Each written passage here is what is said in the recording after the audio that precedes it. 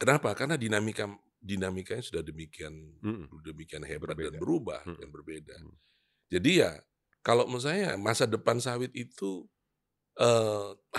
pertama ya, kalau saya sih sawit itu harus tetap ada, Mhm. berjaya dan besar Mhm. gitu. Mhm. Kenapa? Karena kemanusiaan, Mhm. bukan hanya sekedar Indonesia nih, kemanusiaan Mhm. dunia itu Mhm. akan amat sangat, terganggu Mhm. apabila sawit nggak ada. Mhm.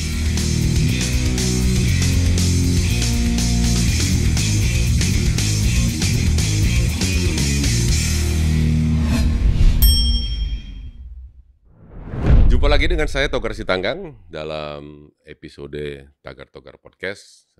Pada kesempatan kali ini kita kehadiran seorang tamu yang cukup banyak kita kenal dalam dunia perkelapa-sawitan etis, ya, Bapak Bayu Krisnamurti. Apa kabar Bapak? Apa kabar Tegar? Baik-baik saja. Baik, sama-sama. Mudah-mudahan kita tetap sehat ya Pak ya. Alhamdulillah. Nah, ya memang masih di masa pandemi, semoga kita terhindar ya dari Semoga. Pak Bayu, perkelapa-sawitan Indonesia kita, saya kenal Pak Bayu, berinteraksi dengan Pak Bayu itu banyak itu semenjak tahun berapa itu ya? 2009 kali ya atau sebelumnya 7. juga, 2007 gitu ya. Eee, Apa yang bisa Bapak lihat secara faktual saat ini mengenai perkelapa-sawitan Indonesia? Apakah, ada yang perlu dengan serius kita perhatikan untuk ke depannya? Kelapa sawit Indonesia itu hal yang serius. Mhm. Saya sering mengatakan bahwa kelapa sawit Indonesia itu is an advanced industry Mhm. already. Kita ini adalah mungkin salah satu industri paling advance, paling maju di Mhm. Indonesia, Mhm. ya, secara industri. Mhm. Dan itu nggak banyak loh, nggak Ya. banyak industri yang sampai pada level ini. Nah, salah satu yang kita ambil pelajaran sejak tahun 2007, Mhm. sampai dengan sekarang, bahwa sawit itu adalah industri jangka panjang. Mhm. Dia bukanlah sesuatu yang hari ini bisa berubah, besok kemudian kejadian, terus berubah lagi, nggak bisa. Mhm. Apa yang terjadi hari ini, itu sudah diputuskan 10-15 tahun yang lalu. Mhm. Mungkin Pak Togar ingat tahun 2007 itu pernah ada pertemuan antara para pelaku usaha, pimpinan perusahaan dan Mhm. pemerintah, dan waktu itu kita mencanangkan 2020 40 juta ton. Mhm. Dan hanya dengan sebuah angka sederhana seperti itu, 2007 loh, untuk Mhm. 2020, 13 tahun sudah memandang ke depannya. Mhm. Ternyata 40 juta ton kita capai tahun 2018, Iya, kan gitu. lebih cepat dari Lebih cepat dari ya. targetnya. Mhm. Tetapi hanya dengan membuat satu angka sederhana begitu, Mhm. perusahaan bergerak, pemerintah Ya. juga bergerak, dan itu memberikan hasil gitu. Mhm. Biofuel yang sekarang misalnya sudah demikian masif ya, di Mhm. B30 itu sudah sangat banyak, 7 juta ton sudah terserap. Mhm. Itu kalau kita ingat Pak Paulus jalan-jalan kemana-mana gitu ya, Mhm. membawakan ide Mhm. itu sejak tahun 2008 juga, Iya, iya, 2009 gitu. iya. 2015 baru pemerintah kemudian keluar dengan policy dan Iya, kemudian dengan support dana. It's it takes 8 years gitu. iya. Nah, yang pertanyaannya 8 memang years to properly do it. iya gitu. Tapi setelah ini yang harus kita lihat 10 tahun ke depan bagaimana. Jadi Iya, nggak bisa kita hanya mikir yang besok gitu loh. iya. Kita sawit harus mikir 10 tahun yang akan datang, dan menurut saya Mhm. yang ada sekarang ini dan terutama juga termasuk hentakan dari pandemi dan krisis Mhm. 2 tahun ini, itu membuat sebenarnya jalan kita sudah benar, udah Mhm. bagus, tapi karena hentakan itu di depan jembatannya ambruk. Mhm. Dan itu udah deket banget. Jadi kalau kita Mhm. nggak berbuat sekarang, kita akan membawa industri ini, saya Mhm. khawatir, Mhm. itu akan terperosok nantinya. Terprosok dalam arti apa nih, Pak? Banyak ya, Mhm. saya ambil beberapa faktor. Mhm. Pertama, kita sudah tahu bahwa semua dunia itu mau tidak mau sudah masuk ke pembahasan tentang perdagangan karbon, Ya. pajak Mhm. karbon, carbon Mhm. tax dan lain-lain. Mhm. Apa implikasinya? Implikasinya investasi di minyak bumi itu menjadi turun. Ini Mhm. belum ada hubungan dengan sawit ya. Mhm. Minyak bumi turun. Akibatnya harga energi minyak bumi itu akan naik terus. Mhm. Dan kita segera merasakan dampaknya, harga sawit naik terus. Mhm. Padahal kan ini kontraintuitif, ya. Mhm. Karena misalnya contohnya beberapa kota di Eropa sudah dengan tegas menyatakan Tidak akan akan ban, ya, akan melarang mobil fosil. diesel kan Ya, gitu. ya, Dan akan segera meninggikan fosil. Harusnya kan demand-nya turun, tapi ini ya, kan enggak ya, gitu. ya, Itu misalnya salah ya. satu contoh. Hmm, Atau misalnya lagi-lagi Eropa, mereka sudah mencanangkan carbon tax mhm, ya 2016 mhm. akan melakukan bukan kepada tidak kepada sawit atau apa, tapi kepada perusahaan-perusahaan Eropa sendiri. Ya. Jadi kita nggak bisa mengatakan itu bentuk diskriminasi lagi. Hmm, Nah, hmm, kalau itu dilakukan, sama saja si perusahaannya akan meminta kepada kita, perusahaan-perusahaan kita, eee, jejak karbonmu mhm, bagaimana? ya, Dan itu akan sangat menyulitkan mhm, kita, mhm, gitu. mhm, Dan dampaknya sekarang terasa, gitu. mhm, Ini menurut saya harus kita respon. hmm. Dan tentunya yang ada di jangka paling di depan,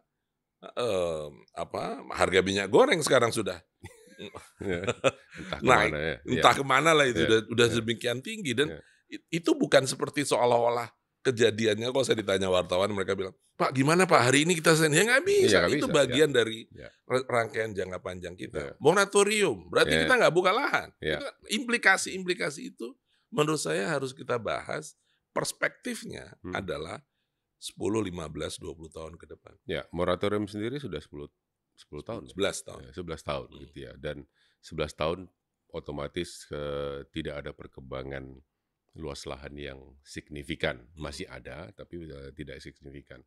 Artinya, kalau saya menghitung, produksi sawit Indonesia akan mencapai, eee, peak ya, peak production, volumenya itu, jumlahnya itu sekitar 2025 mhm. ya, tapi kan penduduk dunia nggak bisa dihentikan, Pak, ya. Kita makan kita untuk kita nggak usah ngomong energi dulu nih, masih hanya makan ya, akan tambah jutaan atau nggak tahu berapa ratus juta orang yang harus kita feeding gitu ya. Mhm. Sementara, sawit kita nggak berkembang. Ini artinya kita akan losing losing the market, losing porsi of the market, untuk minyak nabati untuk beberapa tahun ke depan karena kita tidak berkembang produksinya. Itu Jadi apa, Togar karena memang sudah lama di sawit, secara intuitif sudah bicaranya 2025, which is mhm, 5 years from mhm, now. Atau bahkan mungkin 2030 kita akan mengalami yang tadi mhm, dikatakan. mhm, Tapi saya duga 2022, 23 itu malah justru akan turun. Nanti akan kelihatan bahwa seolah-olah banyak banget barangnya. mhm, Karena ada tadi hambatan-hambatan tertentu yang membuat artificially gitu mhm, ya, mhm, membuat, demand itu terganggu. mhm, Nah, itulah sebabnya, lagi-lagi poin saya cuma satu, mhm, pada kesempatan pagi ini itu, mari kita berpikir bersama-sama untuk mhm, melihat ini dalam perspektif jangka panjang, mhm, yang sebenarnya jangka panjang dalam hitungan tahun ya. mhm, Kalau buat sawit, sebenarnya itu jangka pendek. mhm, Kenapa? Dalam ilmu ekonomi dikatakan, yang disebut dengan jangka pendek itu kalau masih ada input tetap. Jadi mhm, ada bagian dari proses produksi yang nggak bisa diganggu-gugat. mhm, Lah kalau kita tanam, kebun sawit kita kan nggak bisa berubah dalam ya, 25 tahun ke depan. dan produksinya juga baru 2,5 tahun, 3 tahun kan? Exactly, Ya, so itu fix gitu. heeh, Jadi basically itu sebenarnya jangka pendek secara mhm, teori kan. mhm, Jadi jangka pendeknya sawit itu memang 25, 30 tahun ke depan. mhm, Sehingga masalah itu tadi, mhm, ya masalah bahwa productivity akan mencapai leveling off, mhm, betul-betul akan habis dan production juga demikian, itu adalah bagian dari perspektif yang harus kita bahas bersama-sama. mhm, Orang akan argue pada pendapatnya Pak Togar dengan mengatakan, kan masih ada permajaan. ya, Saya duga ya, permajaan kita yang ternyata terbukti setelah sekian lama itu masih jauh lah dari yang kita ya, harapkan. Itu memang tidak akan memungkinkan terjadi permajaan yang secara 100%. masif, Ya. ya, Jadi artinya meskipun argumentasi itu logis, mhm, tapi dalam konteks produksi dan produktivitas memang mhm, akan ada batasnya. mhm, Mungkin menurut saya apa memang lagi-lagi dengan perkembangan teknologi otomotif terutama mhm, ya, mhm, apakah memang masih bijak untuk terus menambah, arah biofuel itu untuk ke lebih besar gitu mhm, kan, bisa sekarang udah B30 apakah mhm, apakah memang perlu sampai ke B40? mhm. Malah mungkin dugaan saya harusnya dikurangi.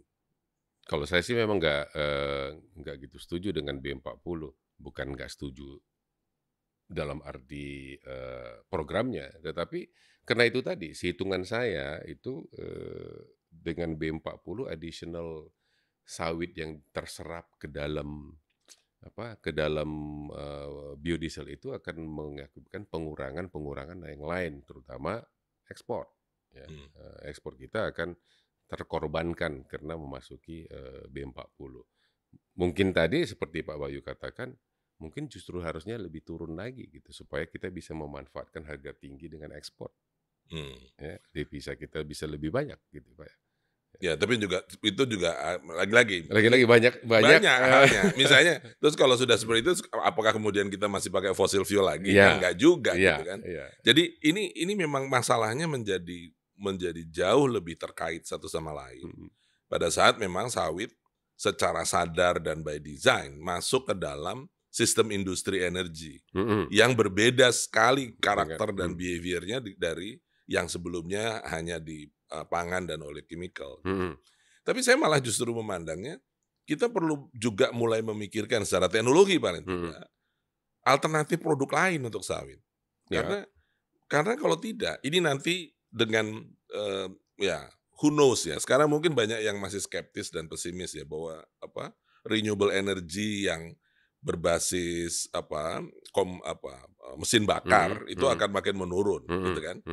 Nah, tetapi menurut saya kita harus mulai mencari kalau memang listrik itu jadi andalan dan kemudian bentuk-bentuk energi lain yang non bakar ya, itu akan lebih dominan. Karena bagaimanapun mau sebagus apapun namanya mesin bakar pasti tetap akan ada emisinya kan pasti, gitu. Jadi itu yang selalu dikejar. Nah, kalau sudah seperti itu, industri kita udah terlanjur gede ini. Kalau tidak ada outletnya, mau kemana? Ya. Itu juga harus sudah mulai dipikirkan dari sekarang. Jadi di satu sisi kita berwaspada karena ada kemungkinan terjadinya over demand. Tapi di sisi lain kita juga harus tetap kreatif untuk mencari demand baru. Begitulah demand baru atau produk baru yang bisa, demand baru through produk baru gitu kan. Dan menurut saya kita juga selama ini baru menggunakan secara yang menjadi industri masa depan itu nggak bisa lagi industri yang ada ada main product, kemudian ada bay product, kemudian ada waste gitu ya. Nggak bisa lagi. Yang disebut dengan closed loop industry misalnya sekarang lagi ngetop banget di mana-mana diomongin itu artinya nggak ada waste. Nggak ada waste itu bukan berarti kemudian kita recycle dalam arti diolah begitu. Semua jadi produk dan semua jadi duit harusnya bagi pengusaha. Nah ini menurut saya yang kita juga harus pikirkan. Dan ternyata terbukti kok. Nyatanya pada waktu kira-kira 5 tahun yang lalu cangkangnya Pak Togar masih dibuangin semua. Sekarang berapa sekarang? $120 kan per ton. Nah, jadi menurut saya kalau kita berpikir dengan perspektif yang lebih baik, ternyata itu bisa menjadi sebuah bisnis gitu. Dan menurut saya kemarin ada yang menyebut soal gula dari batang sawit, ada yang menyebut soal plywood dari batang sawit dan macam-macam. Jadi ada itu serat lagi. Ya serat kan gitu. Saya mengatakan plastik harus segera dipikirkan. Jadi inilah yang disebut dengan memikirkan industri yang maju, advanced industry itu is a continuous discussion and research and pembahasan dalam perspektif jangka panjang, bukan hanya sekedar untuk besok. Tapi siapa Pak? Ya kita semua. Ya kita semua itu siapa? Di episode sebelumnya Pak Sahat mengatakan saya senang mengambil referensi Pak Sahat ini. Dia sawit guru itu kita. Guru kita. Sawit itu seperti kapal induk katanya Pak. Dan di dalamnya itu banyak kementerian yang sayang terhadap sawit. Tapi masalahnya semua lego jangkar. Semua masuk sehingga kapalnya nggak bisa gerak. Nah, apakah yang kita alami sekarang ini gitu ya? Bapak berpikir seperti itu, saya berpikir seperti itu, yang lain berpikir mudah-mudahan ada juga yang lain Pak ya, nggak cuma kita dua. Soalnya kayaknya dari dulu kita yang sangat aktif berpikirkan seperti ini, yang lain-lain itu agak maaf kurang gitu ya. Tapi caranya gimana Pak? Karena mohon maaf, kita tahu bahwa industri sawit ini ada di banyak kementerian kan. Ya. Siapa yang akan tadi Bapak bilang harus duduk bersama memikirkan apa sawit masa mendatang, apa sawit di 2030, apa sawit di 2045 sekalipun gitu. Yes, memang Ya. itu. Tapi siapa yang benar-benar harus megang ini gitu. Oke. Pertama begini, mungkin dengan seluruh hormat dan rasa sayang saya pada Pak Sahat, beliau sahabat, mentor dan guru kita semua ya. Mungkin kalau menurut saya memandang sawit bukan kapal induk. Sawit ini sebuah armada besar gitu ya. Dan ini kayak armada ketujuhnya Amerika gitu kan. Di dalamnya itu bukan satu kapal induk, tapi mungkin ada 5 atau 7, 9 kapal induk dan banyak kapal-kapal lain, destroyer lah dan seterusnya, termasuk mungkin kapal selamnya. Jadi ini sebuah armada. Poin dari sebuah armada itu adalah tidak harus bahwa semua kapal itu jalan bersama-sama. Tapi yang jelas pertempurannya harus kita menangkan. Pertempuran perang itu adalah perang daya saing. Perang itu adalah perang untuk bisa mendapatkan kehormatan dan pengakuan bahwa industri ini adalah industri yang baik dan kemudian is a good business di dalamnya dan mensejahterakan, gitu kan?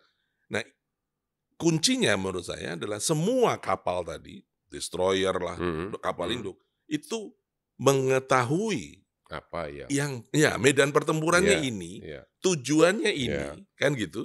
Dan bersama-sama silahkan dengan caranya masing-masing menuju ke sana. Seperti saya katakan tadi, kita pernah melakukan itu dan berhasil, gitu. Jadi kalau menurut saya sih bukan hal yang mustahil untuk melakukan itu, bisa. Ya, tapi kalau kita balik kepada armada kan harus punya panglima. Panglimanya. Iya, memang itu. Kuncinya memang di sana. Memang harus ada pemimpinnya, harus ada pemimpin.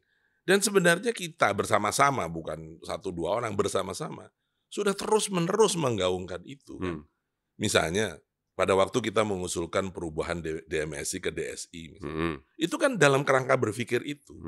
Tapi nyatanya sudah berapa tahun sekarang itu? 3-4 tahun nggak? Belum juga ada kabarnya bagaimana melakukannya. Mungkin yang ditakutkan itu adalah karena armada ini begitu hebat, begitu besar, gitu ya. Nanti kalau ada yang jadi panglimanya, maka panglima ini punya kuasa yang luar biasa gitu. Dan kemudian semua jadi takut. Siapa panglimanya? Togar lagi, janganlah gitu nanti di akhirnya. Jadi lebih karena itu daripada tapi ya, itu saya setuju Pak. Tapi lagi-lagi, tapi ini kan industri yang besar ya, super besar bagi Indonesia gitu. Kenapa kita tidak bisa merelakan satu panglima untuk memimpin gitu loh? Ya kan kata-kata rela itu datang dari kebesaran hati. Kan gitu. Ya. Karena seperti apa ya, berulang kali kita utarakan seperti ini ya tetap aja. Tapi memang iya. Tapi kalau saya sih tetap optimis lah bahwa kenapa saya optimis, karena pernah terjadi dalam sejarah, bukan tidak pernah terjadi dalam sejarah sawit, in the recent years gitu. Kita bisa duduk sama-sama dan kemudian menyepakati sesuatu yang sangat sederhana dan yang tidak ada orang yang dispute gitu. Di tengah kepentingan masing-masing, di tengah persaingan. Sawit ini vicious dong, kejam persaingannya antar satu perusahaan. Ketawa-ketawa tapi iya kan gitu. Jadi di tengah itu semua toh kita bersepakat gitu loh. Dan itu yang harus cari titik temunya. Mungkin pada waktu itu relatif lebih sederhana, jangan-jangan ya. Ya, mungkin masih gampang, Pak. Iya. Belum sekompleks sekarang kali, Pak. Mungkin pada waktu itu misalnya, saya ingat pertemuan itu adalah 7 Captain of Industry, 7 dirjen levelnya. Nggak ada menteri, apalagi presiden. Nah kalau sekarang sudah sampai semua menteri ikut, sampai ke presiden pun ikut. Jadi malah memang jadi lebih susah jadinya mungkin untuk melakukan, karena nggak boleh salah. Nah kalau nggak boleh salah, daripada salah, ya nggak usah berbuat dulu gitu akhirnya. Jangan-jangan begitu cara berpikirnya. Jadi harusnya sih mungkin yang perlu adalah mencari cara untuk turunkan aja sedikit dulu. Hmm. Dan pada level inilah kita bergerak gitu. Tapi oke, pada di level ini apa, mohon maaf, bisa gitu loh? Bisa, nyatanya pernah bisa kok. Pernah bisa. Siapanya Pak gitu loh. Ya kan kemarin saya dengar ada polling 100 tokoh sawit. Nomor salah satunya Togar katanya. Oh, masa gitu ya? Ya nggak tahu.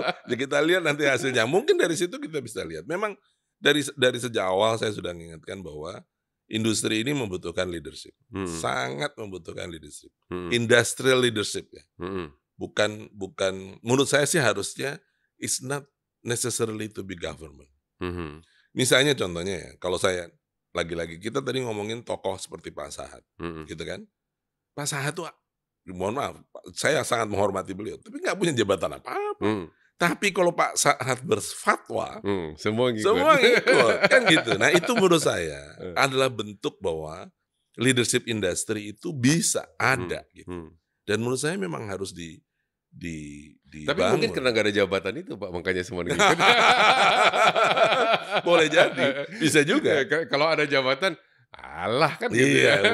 boleh juga. Jadi dia lebih bebas. Gitu. Dan ya karena jadi yang didengar dan dilihat orang adalah bahwa ternyata apa yang dikatakan Pak Sahat itu benar gitu, dan itu make sense gitu kan. Jadi semua orang oh iya ya perlu gitu memperhatikan. Sama seperti siapa tuh pembicara yang selalu ngomong soal Mielke, terus apa? Thomas Mielke, James Fry sama siapa? Dora. Coba 3 itu aja, ya kan? Udah bertahun-tahun dia ngomong gitu terus. Dan kita sangat memperhatikan dan menyimak gitu kalau dia ngomong apa. Jadi menurut saya mungkin model leadership yang demikian juga bisa menjadi cara untuk paling tidak kita punya arah yang sama gitu. Tapi rasanya pun kalaupun ada hal lain yang bisa diusahakan adalah kayaknya kita perlu bikin orang sawit lebih sering ngopi bareng lah. Dulu kita pernah kan, kita pernah bikin itu. Itu rasanya sih perlu lah. Dulu kita ngumpul di restoran, yang membayar adalah restorannya pakai merek apa. Iya gitu. Kita siapa yang di restoran itu minyak goreng yang dipakai apa, nah itu yang bayar dia lah. Mungkin perlu kita bikin lagi supaya. Tapi mungkin ya oke lah. Mungkin kita bisa lakukan sekarang. Tapi sebelumnya kan pandemi nih Pak, hampir 2 tahun gitu ya. Dan nggak tahu apakah karena masa pandemi ini akhirnya kemudian interaksi kurang, akhirnya orang di rumah terus, dan seperti saya mikirin sendiri gitu ya, tidak berinteraksi, tidak banyak berinteraksi dengan secara langsung. Kalau fisikal begini kan interaksinya kan lebih enak daripada dari nge-zoom dan lain-lain itu kan. Tapi maksudnya oke, sekarang kita di level pandemi yang mudah-mudahan bertahan tetap seperti ini. Mungkin kita bisa bertahan, jangan pandemi terus dong. Bertahan di levelnya Pak. Baik, jangan naik ya. Iya, jangan naik gitu ya. Barusan kita dengar Eropa gila gitu ya. Mudah-mudahan tidak sampai. Tapi maksudnya ya mungkin ya seperti Bapak bilang, mungkin kita mulai lagi itu kopi sore ya. Kopi sore dulu. Kopi sore ya. Gorengan sawit. Gorengan sawit gitu ya. Judulnya gorengan sawit. Karena yang membayar adalah minyak goreng yang dipakai di restoran itu. yang sering yang terkenal. Ini mudah-mudahan Pak Haryana denger. Nah, selain dari urgensinya ini seperti sekarang, apa yang bisa kita buat Pak? Kita pernah berbicara PSR, Peremajaan Sawit Rakyat. Ya, kita berdua itu, Bapak bilang, Gar ini 200.000 hektar per tahun. Iya memang Pak, 200.000 hektar. Kalau gagal 200.000 maka nambah. Yang gagal itu adalah hutang untuk tahun berikutnya. Gitu. Ya. Ini kita udah 5 tahun hutang Pak. Iya. Udah 1 juta sekarang itu kan saya. Ya, 1 juta hutang kita harusnya. Ini mau diapain? Nggak tahu saya apakah Bapak ngikutin perkembangan PSR. Menurut Bapak apa masalahnya? Mungkin saya ikut berdosa. Ya, mungkin saya ikut berdosa. Saya sih berdoa supaya enggak, tapi mungkin saya mengakui mungkin saya ikut berdosa. Kenapa? Karena PSR sekarang itu berubah bentuknya. Seperti seolah-olah menjadi program untuk mendapatkan duit bantuan. Duit Gitu. bantuan. Oke. Ya. Karena terus terang, kalau di perusahaan swasta, Mhm, di teman-teman pengusaha, permajaan kan udah jalan mhm, dengan sendirinya by mhm, nature gitu kan. mhm, Karena memang itu kebutuhan dan kesadaran bisnis. mhm. Yang macet nih kan terutama Sebentar, di bentar. Minta ini dong, ada air minum. putih, air putih. Ya, nggak apa-apa. Nah, Yang macet itu kan terutama di rakyat. mhm. Nah, saya mendapat kesan bahwa Ya, ambil aja, sorry. Ambil aja, yang sorry. disebut Hmm, PSR itu menjadi bagaimana proses mendapat bantuan mhm, dana permajaan mhm, gitu mhm, loh. Itu yang menurut saya mhm, eh, mungkin gimana sih, salahnya di situ. Ya. mhm, Jadi padahal sebenarnya lagi-lagi berpikir jangka panjang ya. Kalau petani mau saja menyisihkan penjualan satu janjang saja, itu dia sudah punya uang yang cukup untuk PS, untuk melakukan permajaan. permajaan Ya, kebunnya sendiri iya, pada waktunya gitu. iya, Tapi sekarang akhirnya yang dilihat untuk melakukan permajaan berarti akan mendapat uang berapa sekarang 35 juta. 30 juta 30 juta per per hektar. hektar. Berarti 60 juta 2 hektar. Nah, untuk ini maka persyaratannya Iya, ini hmm, dan itulah yang menjadi susah. hmm. Jadi padahal kalau mau melakukan permajaan bisa apalagi dengan harga seperti ini. Tapi kan, sebenarnya kan, lagi-lagi, mungkin informasi ataupun, apalah ya saya bilang ya, karena gini, dengan program dulu, PIR PIR sawit ya, Hmm. itu kan memang harusnya, plasma PIR, itu harus, ada tabungan dimulai Ya. dari tahun sekian untuk peremajaan, Hmm. ya masing-masing petani. Tapi itu kan program, Pak. Yang jadi masalah kan karena swadaya kan tidak tahu program ini, sorry, ya, tidak tahu program ini. Sehingga, ya santai aja semua gitu. Dan mungkin juga, eee, tidak ada yang megang. Lagi-lagi kalau udah seperti itu, coba misalnya ya, eee, bagaimana sih orang tadi, kalau tadi kita membayangkan itu sebagai armada, Hmm, bagaimana sih semua orang ya, yang kelihatannya begitu peduli dan semua melototin sawit sekarang, hmm, bagaimana mereka memandang sawit itu? hmm, Mereka memandangnya lebih karena ini duit gitu, hmm, ini hmm, profitnya gede gitu hmm, kan, ini 3.000 sekarang per hmm, kilogram TBS aja gitu hmm, kan, berapa itu pendapatannya? Itunya yang dilihat. hmm, Tapi lupa bahwa di balik itu ada pohonnya, ada dura, tenera, hmm, sfera, hmm, ada pupuk, hmm, ada hmm, segala macam yang harusnya ya, dipahami. Bahwa pohon ini akan berumur 25 tahun dan harus diremajakan. hmm, Ya kan? Itu dilupakan, yang ada hanyalah bahwa sekarang hasilnya. CPO itu harganya sekian ribu dolar. Kalau sekarang sekian ribu Iya, dolar, pernah 300. ya 2 tahun yang lalu sekian ratus dolar kan Iya, gitu ya. Jadi betul. lebih lebih dilihat dari sisi, eee, Tradingnya. trading atau Nah, harga dari betul. komoditasnya. Jadi ini memang the curse of this industry Hmm, adalah it start with trading actually, mhm, gitu kan. Pada mhm, waktu tahun 80 itu siapa sih mau lihat kebun tempatnya ya, susah, ya, nyamuk, malaria.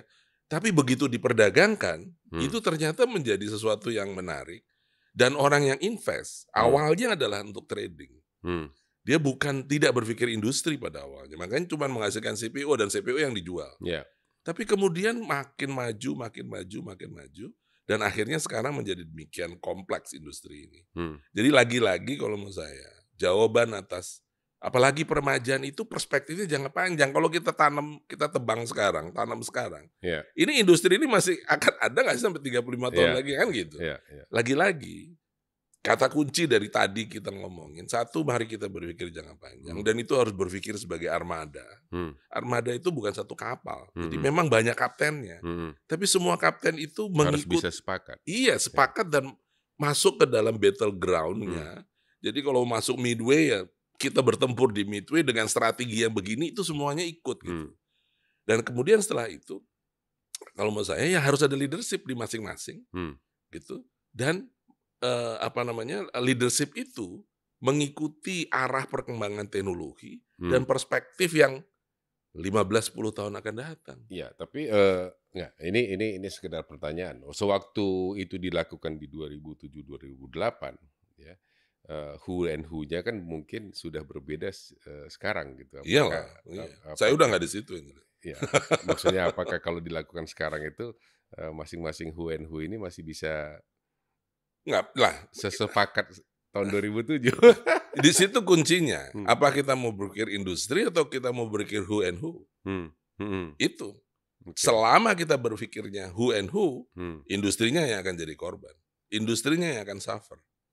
Gitu. Oke. Kalau menurut saya kuncinya di situ. Kita pada waktu itu mungkin lucu juga ya, itu kayak namanya kan katanya ada setiap zaman tuh ada waktunya atau waktu entah apalah namanya. Yeah. Kok bisa? Saya juga nggak terlalu ngerti kenapa waktu itu kok bisa gitu. Tetap semua orang itu egois sebenarnya. Tetap semua membawa nama perusahaan dan pikirannya masing-masing, kementeriannya masing-masing dengan tupoksinya masing-masing. Tapi pada saat itu Bisa sepakat. kita bisa sepakat gitu loh. Itu menurut saya menarik. Ya. Itu yang saya katakan tadi ya. Apakah dengan situasi seperti ini sekarang, ya kecuali memang semua masing dari sisi Captain of Industry sepakat dengan hitungan kali ya, dengan angka. Nah, saya yang kurang, mohon maaf kalau kurang yakin dari sisi pemerintahnya apakah sepakat dengan angka-angka yang mungkin akan terjadi terhadap sawit. Karena mohon maaf sekali lagi bahwa berapa banyak sih yang mengikuti sawit ini secara detail satu bagi satu. Karena mohon maaf lagi sekali sebagai contoh SDM sendiri tetap menargetkan B40-nya, ya kan. Tapi apakah SDM tahu angkanya ini? Ya, B40 itu akan lari kemana? Implikasinya Bapak. Implikasinya apa gitu? Apakah hanya sekedar gaung saja B40? Tidak melihat runutnya itu nanti kalau ini terjadi, ini bakal ada. Itu yang saya nggak karena 2007 is much less complex dengan yang kita hadapi sekarang, Pak. Ya, kalau kita misalnya dengan itu pilihannya adalah ya kita akan masuk ke dalam apa? Kalaupun tidak jurang ya.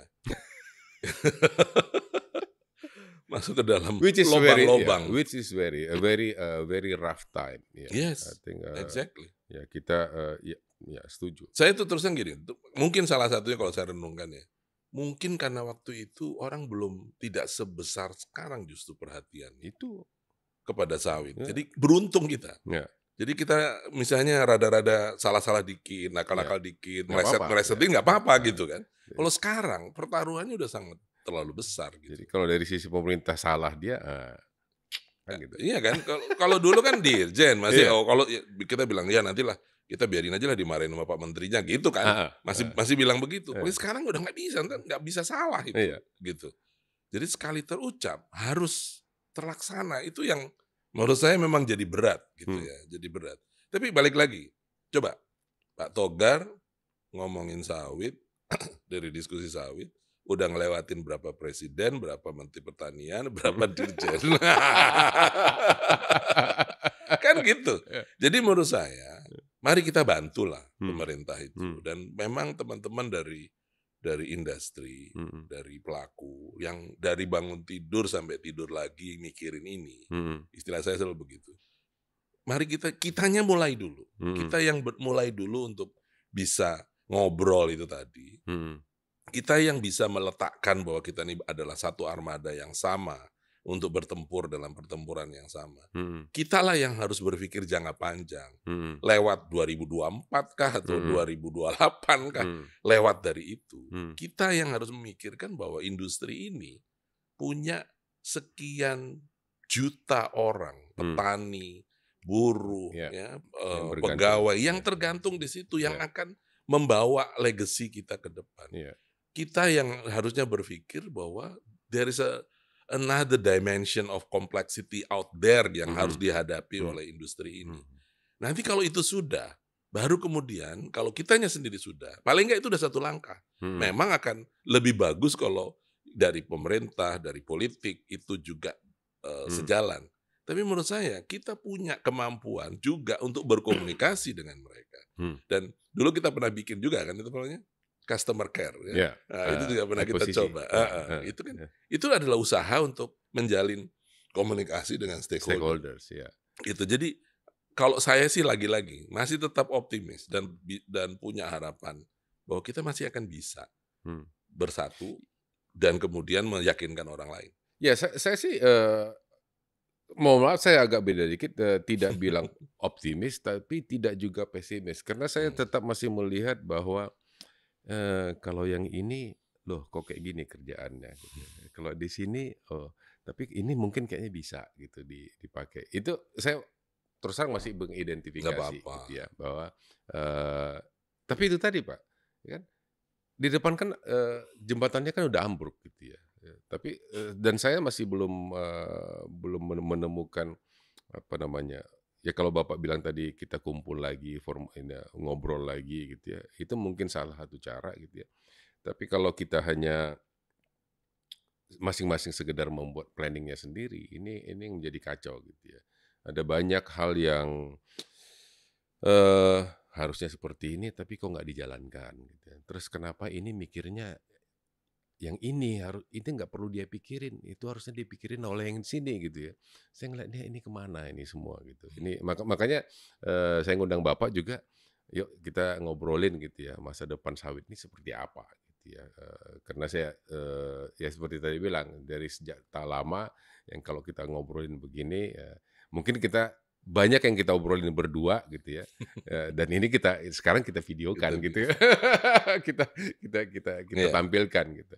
Karena pemikiran masa depan sawit itu bagi Indonesia mau kemana gitu lah. Kalau saya begini, saya tentu Pak Togar ingat tahun 2017 saya nulis buku kecil tentang sawit Indonesia 2045. Ya. Saya tadi pagi tadi semua saya bawa, tapi nggak usah deh. Saya baca lagi itu separuh dari itu udah salah. Itu tulisan saya sendiri dan saya melihat itu udah salah, itu harus diperbaiki menurut saya itu. Dan kenapa? Karena dinamikanya sudah demikian hebat dan berubah dan berbeda. Jadi ya kalau menurut saya masa depan sawit itu harus pertama ya kalau saya sih sawit itu harus tetap ada, berjaya dan besar, gitu. Kenapa? Karena kemanusiaan, bukan hanya sekedar Indonesia nih, kemanusiaan dunia itu akan amat sangat terganggu apabila sawit nggak ada. Jadi adalah tugas kemanusiaan kita dari orang-orang yang masih bergelut di sawit untuk memastikan bahwa kita masih tetap bisa memenuhi salah satu kebutuhan yang sangat esensial di masyarakat, di kemanusiaan. Nah, itu satu.